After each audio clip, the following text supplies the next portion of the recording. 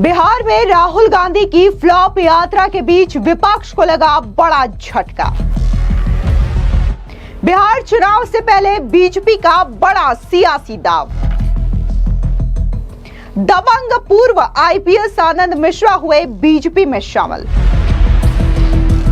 दिग्गज नेता नागमणि ने अपनी पत्नी समेत थामा बीजेपी का दामन। इस वक्त की बड़ी खबर सामने आ रही है बिहार से, जहां पर विधानसभा चुनाव से ठीक पहले बीजेपी ने बड़ा मास्टर स्ट्रोक खेल दिया है, तो वहीं विपक्ष को बड़ा झटका लगा है। दरअसल आपको बता दें कि पूर्व आईपीएस ऑफिसर आनंद मिश्रा बीजेपी में शामिल हो चुके हैं। जैसे ही उन्होंने बीजेपी की सदस्यता ग्रहण की है, माना यह जा रहा है कि इससे बीजेपी को बिहार में होने वाले चुनाव में और भी ज्यादा मजबूती मिलेगी। तो वहीं दूसरी ओर आपको बता दें कि आनंद मिश्रा के साथ साथ जो दिग्गज ओबीसी चेहरे हैं नागमणि, उन्होंने भी बीजेपी का दामन थाम लिया है। दरअसल नागमणि ने अपनी पत्नी सुचित्रा सिन्हा के साथ बीजेपी का दामन थामा है। इसी के साथ ही कई ऐसे नेता हैं जो कि आज बीजेपी में शामिल हुए हैं। ताजा तस्वीरें आप देख सकते हैं, ये बिहार बीजेपी कार्यालय से सामने आ रही है, जहां पर आनंद मिश्रा, नागमणि, सुचित्रा सिन्हा और कई सारे जो पदाधिकारी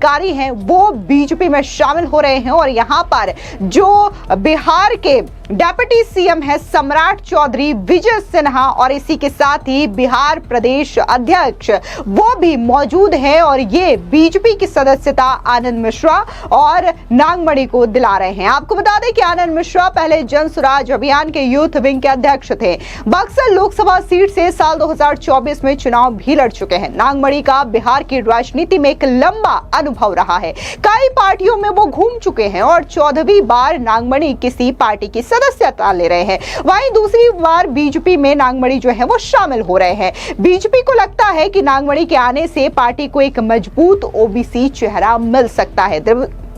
दरअसल आपको बता दें कि आनंद मिश्रा जो है वो असम के सिंघम के तौर पर जाने जाते हैं और ऐसे में एक पूर्व आईपीएस का बिहार में होने वाले चुनाव से ठीक पहले बीजेपी में शामिल होना बीजेपी के लिए एक बड़े मास्टर स्ट्रोक के तौर पर देखा जा रहा है। आपको बता दें कि पूर्व आईपीएस आनंद मिश्रा ये कहते हैं बीजेपी को लेकर के कि जो बीजेपी की विचारधारा है वो राष्ट्रहित और राष्ट्र सर्वोपरि की है। इसी वजह से बीजेपी की विचारधारा उन्हें खूबी अच्छी लगती है। सुनिए क्या कुछ बीजेपी में शामिल होने के बाद पूर्व आईपीएस आनंद मिश्रा ने कहा। इस पार्ट को बड़ा करके मत देखिए, क्या छोड़ के मैं आईपीएस छोड़ के आया हूँ, वहां से मेरी कहानी शुरू होती है। बीच का ये जो पार्ट को काउंट नहीं करना है ना। मैं आईपीएस छोड़ के आया हूँ और मैं भाजपा के लिए आईपीएस छोड़ा था और जरूर एक विचार मंच मुझे मिला था जहां से मुझे ये महसूस हुआ कि एक बिहार की अच्छी बात हो रही है और इस पे कुछ किया जा सकता है। लेकिन जब मुझे वो देखिए बात अच्छी करने में एक टीचर, एक अच्छा एडमिनिस्ट्रेटर हो जरूरी नहीं है ना। तो मुझे ये समझ में आया कि शायद मैं यहाँ पे बात करने या वैसे मैं ठोस काम करने आया हूँ, तो भाजपा के लिए आया था और भाजपा में आ गया हूं। तो इसलिए मुझे पूरा यकीन है कि भाजपा जिस मेहनत से, जिस मजबूती से बिहार और भारत के लिए काम कर सकता है, उसका एक छोटा सिपाही, कार्यकर्ता भाव से मैं अगर जुड़ के काम कर सकूं तो यहीं कहीं ना कहीं मैं अपने जीवन को सार्थक होता हुआ देख रहा हूं। मैं बता रहा हूं तब वो पार्टी नहीं बनी थी, एक मतलब अभियान था। तो मैं उसको बताया आपको कि एक विचार मंच जैसा मुझे लगा कि एक अच्छे विचार रखे जा रहे हैं, तो ये सोच के हम साथ जुड़े थे। लेकिन जब उसका राजनीतिकरण हुआ तो फिर उसमें मैं मतलब कन्विंस नहीं हूं, है ना। तो मुझे कभी कभी ये भी लगता है कि when you can not convince someone you confuse them. तो वो हमसे ना होता है कि भाई हम कन्विंस नहीं कर पा रहे तो कंफ्यूज कर दें। तो या तो इस कदर तक चीजों को बिल्डअप करे लॉजिकली और ये लगे कि हाँ यही ठीक है और लास्ट में एक छोटा सा ट्वीक कर दे जो लोगों को समझ में ना आए। तो मुझे कन्विंसिंग नहीं लग रहा था लास्ट तक कि पूरा ओवरऑल जो नैरेटिव है।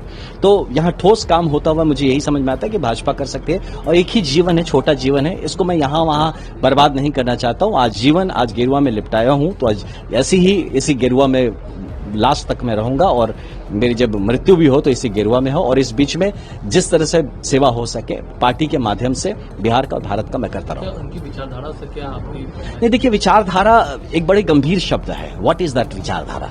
अब वो डिफाइन करने को बोलिए। अब मैं भाजपा के लिए कह सकता हूं कि मैं राष्ट्रहित सर्वोपरि।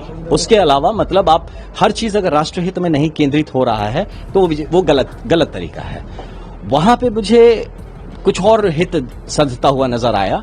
राष्ट्रहित एक कहने की बात हो जाती थी, बट कुछ और भी मुझे सधता हुआ नजर आया, तो मैं बोला ना आपसे, कन्विंस नहीं हो पाया। जब कन्विंस नहीं है तो वहां पे जरूर घुस के वहां पे और कंफ्यूजन क्रिएट करने की जरूरत नहीं है, गरिमामय तरीके से वहां से अलग हो जाए। नहीं, बिल्कुल नहीं। देखिए, मैं चुनाव लड़ने के लिए तब भी नहीं आया था, तब मेरे पास कोई विकल्प नहीं था। आप ये समझिए कि अपनी बात को रखने, समझाने, होता ना कि अब सुनाने के लिए कि मैं भी हूं, तो मुझे लड़ना पड़ा, है ना। मैं चुनाव लड़नी, आज भी कहता हूं, मुझे भाजपा में आया हूं यहाँ पे, तो मैं यहाँ चुनाव लड़ने के लिए नहीं आया। मैं टिकटार्थी नहीं हूं, मैं टिकट नहीं मांग रहा हूं। मैं संगठन के लिए मजबूती से काम करना चाहता हूं। और बहुत सारे लोग जिनके ये भ्रांति है कि मैं टिकट के लिए, देखिए चुनाव लड़ना बहुत आसान चीज है। आप निर्दलीय चुनाव लड़ सकते, चुनाव लड़ने का इतना ही किसी में कीड़ा है तो निर्दलीय लड़ लेगा, वो इतने पार्टी है किसी से लड़ लेगा। लेकिन मुझे ये नहीं करना है। मुझे भाजपा को मजबूत बनाना है और इस मजबूत भाजपा के माध्यम से एक मजबूत बिहार बने, ये प्रयास है। आपको बता दें कि आनंद मिश्रा उस वक्त सुर्खियों में आए जब उन्होंने आईपीएस छोड़ करके राजनीति में शामिल होने का ऐलान किया। आनंद मिश्रा ने प्रशांत किशोर की जन स्वराज पार्टी ज्वाइन की। इसमें उन्होंने यूथ विंग अध्यक्ष के तौर पर अपनी जिम्मेदारी निभाई। साल 2024 के लोकसभा चुनाव में आनंद मिश्रा निर्दलीय चुनाव में उतरे थे, जहां उन्हें हार का सामना करना पड़ा। उस वक्त रिपोर्ट सामने आई कि भले ही वो जन स्वराज के साथ जुड़े थे, लेकिन उनका मन हमेशा बीजेपी में जाने का था। इसके बाद ही उनके प्रशांत किशोर के बीच दूरियों की खबरें सामने आने लगी थी। बीजेपी से पिछली बार आनंद मिश्रा को टिकट नहीं मिला, लेकिन इस बार वो पार्टी की तरफ से मैदान में उतरने की तैयारी कर रहे हैं। कहा यह जा रहा है कि असम के सिंघम नाम से मशहूर आनंद मिश्रा अब बक्सर से विधानसभा चुनाव लड़ सकते हैं। उनके आने से बक्सर सीट पर समीकरण पूरी तरीके से बदलने की संभावना जताई जा रही है और इससे बीजेपी को विधानसभा चुनाव में भी भरपूर फायदा मिल सकता है। आपको बता दें कि आनंद मिश्रा के साथ साथ बिहार के कद्दावर नेता और पूर्व केंद्रीय मंत्री नागमणि भी बीजेपी में शामिल हुए। उनके साथ उनकी पत्नी सुचित्रा सिन्हा भी पार्टी की सदस्यता ग्रहण की। नागमणि का बिहार की राजनीति में एक लंबा और अच्छा अनुभव रहा है और बीजेपी को लगता है कि उनको अपने समर्थकों के बीच अच्छी पकड़ भी है। उनका बीजेपी में आना पार्टी को एक मजबूत ओबीसी चेहरा मिलने जैसा है। नागमणि और सुचित्रा सिन्हा के अलावा जन स्वराज और कई अन्य प्रमुख पदाधिकारी और कार्यकर्ता ने भी बीजेपी का दामन थामा है। लेकिन उससे पहले आप भी सुनिए क्या कुछ नागमणि ने बीजेपी की सदस्यता को लेकर के कहा है। भारतीय जनता पार्टी में मेरा आज हमारे प्रदेश अध्यक्ष सम्राट चौधरी जी, विजय सिन्हा जी, मुझे पार्टी में उनके नेतृत्व में आया हूँ और मैं इतना ही कहना चाहता हूँ कि दो कारणों से मैं भारतीय जनता पार्टी में आया हूँ। पहला, राजीव गांधी और तेजस्वी यादव जो विपक्ष के नेता हैं, आम जनता को गुमराह कर रहे हैं। अब एक आंदोलन खड़ा कर रहे हैं कि देश और बिहार में वोट का लूट हो रहा है और वोट का चोरी हो रहा है। कुछ ही दिन पहले तेजस्वी यादव ने प्रेस कॉन्फ्रेंस करके कहा था कि मेरा नाम वोटर लिस्ट पे काट दिया गया, लेकिन दूसरे ही दिन चुनाव आयोग ने प्रेस स्टेटमेंट दिया कि तेजस्वी यादव का 2000 नाम है। तो इस तरह का झूठ का बात विपक्ष कर रहा है। और उससे बड़ी बात यह है कि बिहार की आम जनता का जितना समस्या था, विपक्ष का जितना समस्या था, बाबू नीतीश कुमार जी के नेतृत्व में, बाबू सम्राट चौधरी जी और विजय सिन्हा उप मुख्यमंत्री के नेतृत्व में बिहार का आम जनता का जितना डिमांड था 100% इन्होंने पूरा करने का काम किया है। इसलिए मैं भारतीय जनता पार्टी में शामिल हुआ हूँ और खास तौर से मगध और शाहाबाद के इलाका में आरजेडी ज़्यादा सीट जीता है। मैं बिल्कुल डंके के चोट पर इस बात को कहना चाहता हूँ कि हमारे नेताओं के नेतृत्व में मैं दिन और रात मगध और शाहाबाद के इलाके में काम करूँगा और विधानसभा का जो अगला चुनाव होगा उसमें 90% एनडीए के लोग को हम लोग वोट करेंगे।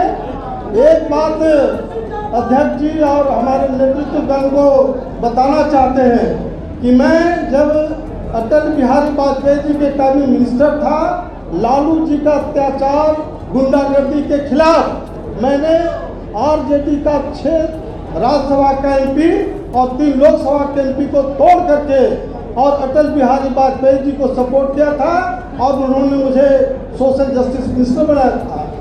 और उन्होंने अटल बिहारी वाजपेयी जी और अडवाणी जी दोनों ने मुझे बुला के कहा कि नागमणि, बिहार में लालू को हटाना जरूरी है। हमने कहा कि सर, रामविलास पासवान जी को आगे कीजिए, तब बिहार में हटेगा। और मैं अपने दोनों नेताओं के निर्देश पर मैं एलजीपी में आया, पार्टी का सेक्रेटरी जनरल ऑफ बिहार का इंचार्ज बना और टिकट के टाइम में, अध्यक्ष महोदय, टिकट के टाइम में बड़े पैमाने पर मैंने यादव और मुसलमानों को टिकट दिया, भारी पैमाने पर डिवीजन हुआ और एनडीए की सरकार बनी। तो ये 2 कारणों से मैं आज बीजेपी में शामिल हो रहा हूँ और अब हमारा भी उम्र 70 साल हो गया। हम पर आरोप लगते रहा है इस तरह का। मैं अब बीजेपी में जीना और मरना है और हमारा क्षेत्र पूरा बिहार के साथ साथ झारखंड, उत्तर प्रदेश, मध्य प्रदेश, राजस्थान, दिल्ली और गुजरात है। गुजरात में कुछ ही दिन पहले सम्राट अशोक जयंती में 25 से 30 हजार लोग जुटे थे, उत्तर भारत के लोग, और वहाँ मुझे उद्घाटनकर्ता में बुलाया गया था। तो गुजरात के लोग भी चाहते हैं कि नागमणि जी, आप उत्तर भारत में लोकप्रिय हैं, चुनाव के टाइम में जरूर गुजरात में जाइए। तो मैं बीजेपी में शामिल हो रहा हूँ। कोई कंडीशन नहीं है, कोई मैटर नहीं है। आला कमान का जो निर्देश होगा, जो हमारा केंद्रीय नेतृत्व है, जो उनका निर्देश होगा, उसके अनुकूल दिन और रात पार्टी को मजबूत करने के लिए एड़ी चोटी का पसीना एक कर देंगे। हाँ, अध्यक्ष जी को एक बात जरूर हम कहना चाहते हैं, बीजेपी सभी जाति समुदाय को लेकर चलती है, लेकिन जहाँ तक एक कुशवाहा का सवाल है, मैं जरूर कहना चाहता हूँ इस बात का कि बिहार में 3 नामों की चर्चा कुशवाहा समाज में होती है, बाबू सम्राट चौधरी जी, उपेंद्र कुशवाहा और नागमणि। जब सम्राट चौधरी जी, उपेंद्र जी एनडीए में हैं, जब नागमणि आ गया तो मैं डंके के चोट पर कहना चाहता हूँ कि 100% कुशवाहा का वोट बीजेपी को जाएगा और एक वोट के लिए विपक्ष को तरसना पड़ेगा। ये मेरा ऐलान है और उसी के अनुकूल हम दिन और रात काम करेंगे। बहुत बहुत धन्यवाद। जय हिंद। इसके अलावा जिस तरीके से बिहार की राजनीति में एक बड़ा दिन देखने को मिला, जहां पर पूर्व आईपीएस आनंद मिश्रा और इसी के साथ ही दिग्गज ओबीसी नेता नागमणि ने बीजेपी का दामन थामा है, तो इसको लेकर के क्या कुछ बिहार के डिप्टी सीएम विजय सिन्हा ने कहा है, सुनिए उनका ये बयान। बिहार के अंदर जनता का मन मिजाज बन चुका है। ये परिवारवादी, वंशवादी, अनुकंपा की राजनीति करने वाले बिहार को बर्बाद करना चाहते हैं। न इनके पास विजन है, न कोई इनके पास मिशन है। ये सिर्फ उन्माद पैदा करके सत्ता में पहुंचना चाहते हैं, संवैधानिक संस्था का अपमान करके। एनडीए गठबंधन पर पूरी विश्वास है। मोदी जी, नीतीश जी की जोड़ी और इनके कार्यों पर जनता पूरा मनमिजाज बना चुकी है।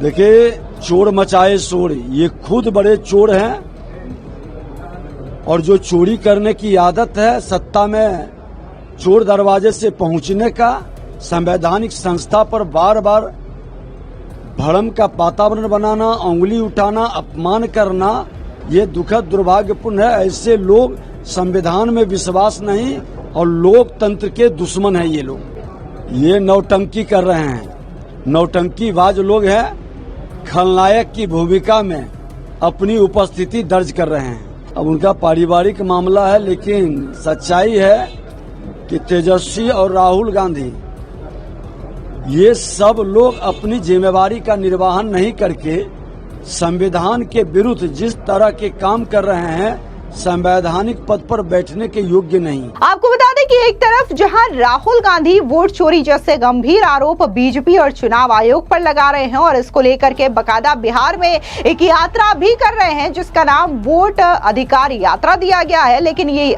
यात्रा जो है वो पूरी तरीके से फ्लॉप नजर आ रही है क्योंकि जहां राहुल गांधी की इस यात्रा में भीड़ की कमी देखी जा रही है, जनता का कोई खास उत्साह देखने को नहीं मिल रहा है, तो वहीं दूसरी ओर बीजेपी को इस यात्रा से बहुत बड़ा फायदा भी दिखाई दे रहा है क्योंकि कई बड़े जो नामचीन हस्तियां हैं, जो बड़े और दिग्गज नेता बिहार की राजनीति में अपनी साख रखते हैं, वो बीजेपी में शामिल हो रहे हैं। और बिहार विधानसभा चुनाव से ठीक पहले ये न सिर्फ राहुल गांधी के लिए एक बड़े झटके के तौर पर देखा जा रहा है, बल्कि ये तेजस्वी यादव और लालू यादव के लिए भी किसी बड़े झटके से कम नहीं है। भले ही राहुल गांधी कितनी भी यात्रा कर ले, हर बार इसका फायदा जो है वो बीजेपी को ही होता हुआ नजर आता है। फिलहाल इस पूरी खबर पर आपकी क्या राय है, कमेंट सेक्शन में जरूर बताएं। धन्यवाद।